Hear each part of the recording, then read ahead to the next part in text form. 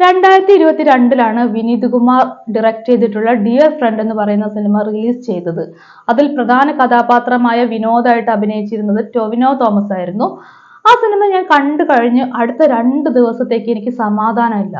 ഞാനിങ്ങനെ ആലോചിച്ചു കൊണ്ടിരിക്കും, അതിലെ വിനോദ് എന്ന് പറയുന്ന കഥാപാത്രം എന്തുകൊണ്ട് അങ്ങനെ ചെയ്തു, എന്തുകൊണ്ട് ഇങ്ങനെ ചെയ്തു, അയാൾ എന്തുകൊണ്ട് ഫ്രണ്ട്സിനോട് കള്ളം പറഞ്ഞു, സത്യത്തിൽ അയാൾ ആരാണ്, അയാൾ ചെയ്ത തെറ്റിന് അയാൾ എന്ത് ന്യായീകരണം കൊടുക്കും, അയാൾ എന്തുകൊണ്ട് വിശദീകരണം കൊടുക്കാൻ തയ്യാറായില്ല. കുറേ കാര്യങ്ങൾ ആലോചിച്ച് എനിക്ക് സമാധാനം കിട്ടാതായപ്പോൾ ഞാൻ വിചാരിച്ചു എന്നാൽ പിന്നെ ഡയറക്ടറോട് തന്നെ നേരിട്ട് സംസാരിക്കാമെന്ന്.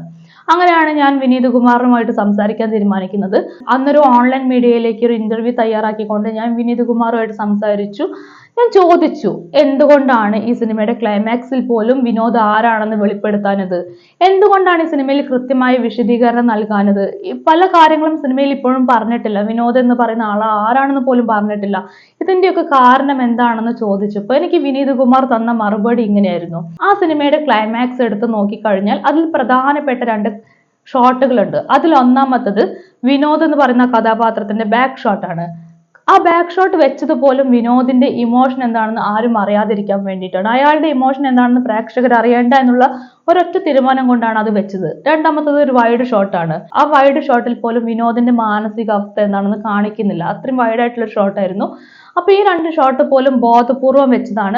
അതിന്റെ കാരണം വിനോദ് എന്ന് പറയുന്ന കഥാപാത്രം നിഗൂഢമായി തന്നെ നിൽക്കണം, അയാൾ എന്തുകൊണ്ട് അങ്ങനെ ചെയ്തു ഇങ്ങനെ ചെയ്തു എന്നുള്ള കാര്യങ്ങളെല്ലാം നിഗൂഢമായി നിൽക്കണം എന്നുള്ള ഉദ്ദേശം കൊണ്ടാണെന്നാണ് വിനീത് കുമാർ എന്നോട് പറഞ്ഞത്. അതായത് ഒരു ഡയറക്ടർ എന്ന നിലയ്ക്ക് വിനീത് കുമാറിന് കൃത്യമായിട്ടുള്ള ധാരണയുണ്ട് തന്റെ സിനിമയിൽ എന്തെല്ലാം ഉൾപ്പെടുത്തണം ഉൾപ്പെടുത്തണ്ട എന്നുള്ള കാര്യം. പുള്ളിയുടെ ഒരൊറ്റ മറുപടിയിൽ നിന്ന് നമുക്കത് മനസ്സിലാക്കാൻ പറ്റുന്ന കാര്യമാണ്. സ്വന്തം സിനിമയെ കുറിച്ച് കൃത്യമായ ധാരണയും ബോധവും ഉള്ളൊരു ഡയറക്ടറാണ് വിനീത് കുമാർ എന്ന് മനസ്സിലാക്കാൻ ഇത്ര ഉത്തരം മാത്രം മതി.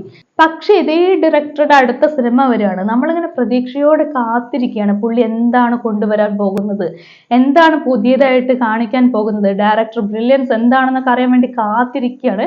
അങ്ങനെ വിനീത് കുമാറിന്റെ പവി കെയർ ടേക്കർ എന്ന സിനിമ തിയേറ്ററിലെത്തി. സിനിമ കാണാൻ പോയി. സത്യമായിട്ട് പറയാലോ, ഞാൻ ആ സിനിമ കണ്ട് ഞെട്ടിപ്പോയി.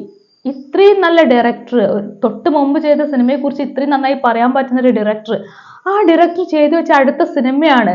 ഞാന് ഈ കാലഘട്ടത്തിൽ നമ്മൾ ഒരിക്കലും പ്രതീക്ഷിക്കാത്ത കുറെ സാധനങ്ങൾ, അതായത് ദിലീപ് നായകനാകുന്ന സിനിമ എന്ന് പറയുമ്പോൾ കുറെ ഓഡിയൻസ് പ്രതീക്ഷിക്കുന്ന കുറെ സാധനങ്ങളുണ്ട്.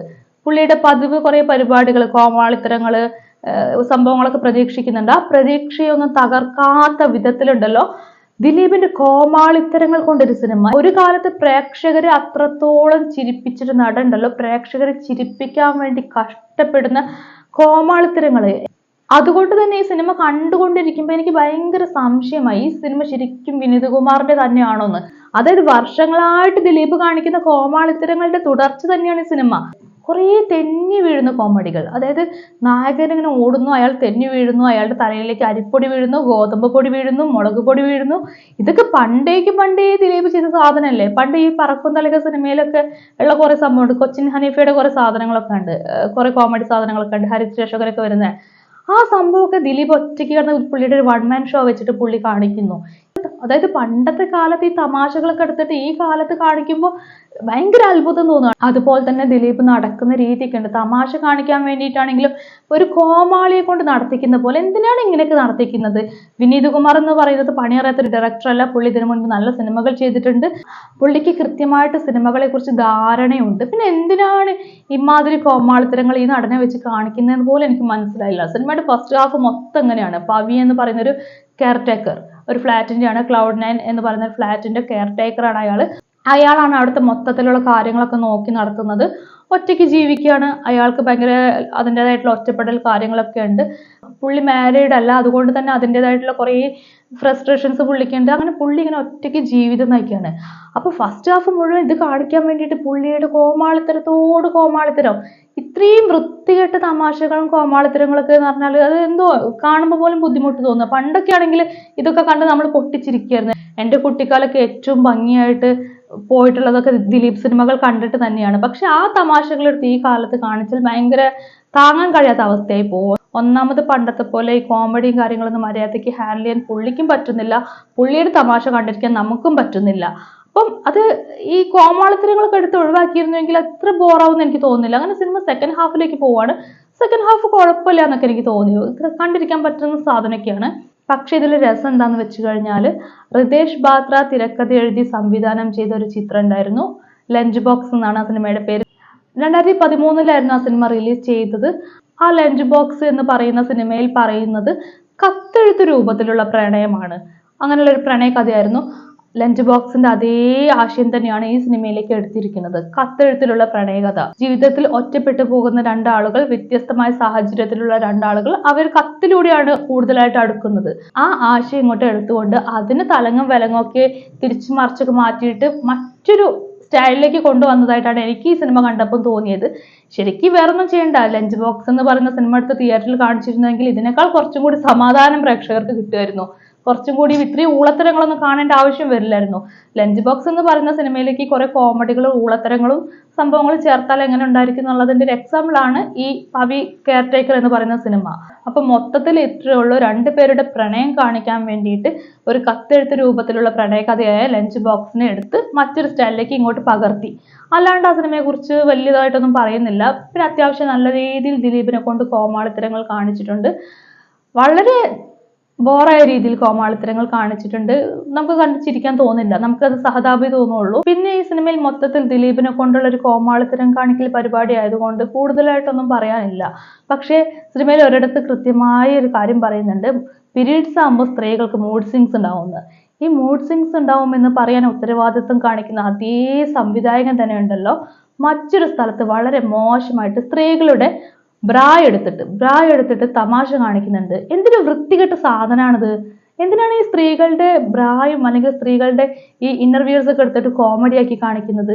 നിങ്ങൾ ഈ സ്ത്രീ വിരുദ്ധത പറയുന്നത് പോലെ തന്നെ വൃത്തികെട്ട ഏർപ്പാടാണ് സ്ത്രീകളുടെ ഇന്നർവ്യൂസ് ഒക്കെ എടുത്തിട്ട് അതൊരു കോമഡി ആയിട്ട് കാണിക്കുന്നത്. അതിന്റെയൊക്കെ കാലം കഴിഞ്ഞില്ലേ? ദിലീപിന്റെ സിനിമകളിൽ അത് കാണുമ്പോൾ വലിയ അത്ഭുതമായിട്ടൊന്നും തോന്നുന്നില്ലെങ്കിൽ കൂടിയും അത് ഭയങ്കര അരോചകമാണ്.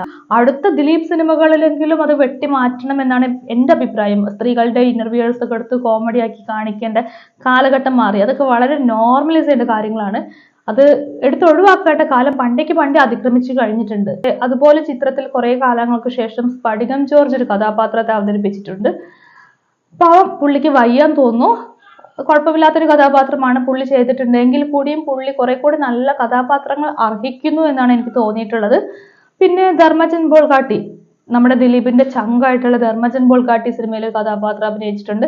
ഭയങ്കര ആത്മാർത്ഥത പുള്ളിയുടെ അഭിനയത്തിൽ കാണാനുണ്ട്. ദിലീപിനോടുള്ള എല്ലാ സ്നേഹവും അഭിനയത്തിൽ കാണാനുണ്ട്. അതുപോലെ സംവിധായകനായിട്ടുള്ള വിനീത് കുമാർ ഈ സിനിമയിൽ അഭിനയിച്ചിട്ടുണ്ട്.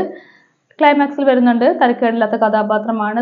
സിനിമയിൽ പുതുമുഖങ്ങളായിട്ടുള്ള കുറച്ച് നായികമാരെയൊക്കെ പരിചയപ്പെടുത്തുന്നുണ്ട്. ആരെയും എനിക്ക് അറിയില്ല, എങ്കിലും അവരൊക്കെ തരക്കേടില്ലാതെ അഭിനയിച്ചിട്ടുണ്ട്. തരക്കേടില്ലാണ്ട് ലഞ്ച് ബോക്സ് എന്ന് പറയുന്ന സിനിമയിൽ നിന്നും കോപ്പി അടിച്ച് കൊണ്ടുവന്നൊരു സബ്ജക്റ്റ്, ആ സബ്ജക്റ്റിനെ കുറേ കോമാളിത്തരങ്ങളും കുറേ ഊളത്തരങ്ങളും കുറേ ഈ സ്ത്രീവിരുദ്ധമായിട്ടുള്ള തമാശകളും എല്ലാം ഉൾപ്പെടുത്തി നാശമാക്കിയാണ് തോന്നുന്നത്. കോപ്പി അടിക്കുകയാണെങ്കിൽ പോലും വൃത്തിക്ക് കോപ്പി അടിക്കണ്ടേ? ഊളത്തരങ്ങളും കോമാളിത്തരങ്ങളും തെന്നി വീഴലും ഉരുണ്ടു വീഴലും അതും ഇതൊക്കെ കാണിച്ച സ്ക്രിപ്റ്റ് അങ്ങ് നാശാക്കി. എന്നാലും ഒരു പ്രത്യേക കാര്യം എടുത്ത് പറയണം, ദിലീപിനെ കൊണ്ട് ഇന്ന് കോമഡി മാത്രമേ വഴങ്ങാത്തതുള്ളൂ. ബാക്കി ഇമോഷൻസ് ഒക്കെ പുള്ളി നന്നായിട്ട് ചെയ്യുന്നുണ്ട് കേട്ടോ. പുള്ളി ചെയ്യുന്ന പവി എന്ന് പറയുന്ന കഥാപാത്രത്തിന് സ്വന്തമായിട്ടൊരു ഡോഗ് ഉണ്ട്, ബ്രോ എന്നാണ് പേര്. ആ ബ്രോയുമായിട്ടുള്ള അവരുടെ ഒരു കെമിസ്ട്രി നന്നായിട്ട് വർക്കായിട്ടുണ്ട്. അതുപോലെ ബ്രോയുമായിട്ടുള്ള ചില ഇമോഷണൽ സാധനങ്ങളുണ്ട്, നമ്മൾ കണ്ണ് നിറയിപ്പിച്ചിട്ടുണ്ട്. പക്ഷെ മൊത്തത്തിൽ പ്രശ്നം എന്താന്ന് വെച്ച് കഴിഞ്ഞാൽ ദിലീപിനെ കൊണ്ട് ഈ ഉരുണ്ടു വീഴലും തെന്നി വീഴലും ഒക്കെയുള്ള കോമാളിത്തരങ്ങൾ ഒഴിവാക്കിയിട്ട് നല്ല സ്ക്രിപ്റ്റ് കൊടുക്കുക. കാരണം അയാൾക്ക് തമാശകൾ മാത്രമുള്ളൂ ഇപ്പൊ അല്പം ഹാൻഡിൽ ചെയ്യാൻ ബുദ്ധിമുട്ടുള്ളത്. ബാക്കി എല്ലാ ഭാവങ്ങളും അയാൾ നന്നായിട്ട് ചെയ്യുന്നുണ്ട്. അപ്പം ദിലീപ് മലയാള സിനിമയിലേക്ക് ശക്തമായിട്ട് ഇനി തിരിച്ചു വരണമെങ്കിൽ നല്ല തിരക്കഥകൾ ഉണ്ടെങ്കിൽ അയാൾക്ക് തീർച്ചയായിട്ടും തിരിച്ചു വരാൻ പറ്റും. അതുപോലെ തന്നെ പുതിയ സംവിധായകർക്ക് ഡേറ്റ് കൊടുക്കട്ടെ. അധികം പണം മുടക്കാതെ തന്നെ എത്രയോ അടിപൊളി പിള്ളേർ നല്ല കിടിലൻ സ്ക്രിപ്റ്റുമായിട്ട് നിൽക്കുന്നുണ്ട്, കിടിലനായിട്ട് പണി അറിയുന്ന ഡയറക്ടേഴ്സ് ഉണ്ട്. അവർക്കൊക്കെ അവസരങ്ങൾ കൊടുക്കുക. ഈ ഉരുണ്ടു വീഴൽ തെന്നി വീഴൽ പോലുള്ള കോമാളിത്തരങ്ങളൊക്കെ ഒഴിവാക്കിയിട്ട് കുറെ കൂടി നല്ല സ്ക്രിപ്റ്റ് എടുത്തു കഴിഞ്ഞാൽ ദിലീപിന് രക്ഷപ്പെടാൻ പറ്റുമെന്നാണ് എനിക്ക് തോന്നുന്നത്. പവി കെയർടേക്കർ എന്നെ സംബന്ധിച്ചിടത്തോളം വളരെ ബാഡ് എക്സ്പീരിയൻസ് ആയിരുന്നു. വളരെ എനിക്ക് ഉൾക്കൊള്ളാൻ പോലും പറ്റുന്നില്ല. വിനീത് എന്ന് പറയുന്ന ഒരു സംവിധായകന്റെ കയ്യിൽ നിന്നും എനിക്ക് ഉൾക്കൊള്ളാൻ പറ്റുന്ന കാര്യങ്ങളല്ല ആ സിനിമയിൽ ഞാൻ കണ്ടിട്ടുള്ളത്. അപ്പം അതുകൊണ്ട് ദിലീപിന് ഇനി കൂടുതൽ നല്ല അവസരങ്ങൾ കിട്ടണമെങ്കിൽ ദിലീപ് കുറെ കൂടി സ്ക്രിപ്റ്റിൽ ശ്രദ്ധിക്കേണ്ടി വരും എന്നാണ് എനിക്ക് തോന്നുന്നത്.